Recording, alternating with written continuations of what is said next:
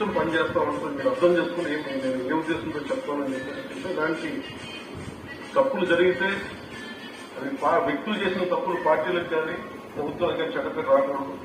దాన్ని ఎలా హ్యాండిల్ చేసుకోవాలో జనసేన పార్టీ తరఫు నుంచి నేను మా అందరికీ కూడా ఒకటే తెలియజేశాను. మీరు వ్యక్తిగతంగా కనుక ఏదన్నా చేసేది కూటమి ప్రభుత్వానికి ఇబ్బంది కలిగితే నేను వారు వదులుకోవడానికి సిద్ధంగా ఉన్నానని చెప్పి చాలా స్పష్టంగా తెలియజేశాను. అది మీరు ఇసుక కానీ ఇసుక విధానంలో కానీ మైనింగ్ విధానాలు కానీ ఏ రకంగా సరే గత ప్రభుత్వం చేసింది కదా మేము కూడా చేస్తాం. ఎవరన్నా నాకు జనసేన పార్టీ తరఫు నుంచి ఎవరన్నా సరే ఉంటే వారిని నియంత్రించే బాధ్యత, వారిని సరిచేసే బాధ్యత మేము తీసుకుంటాం. అలాగే చట్టపరమైన తప్పు జరిగి చట్టపరంగా ఎలాంటి చర్యలు తీసుకోవాలో అది మాకు కూడా అప్లై చేయండి. నాతో సహా మేము తప్పు చేస్తే నాతో సహా ఆ చట్టాలు నాకు కూడా అప్లై చేయండి. ఎవరూ దీనికి అతీతులు కాదు.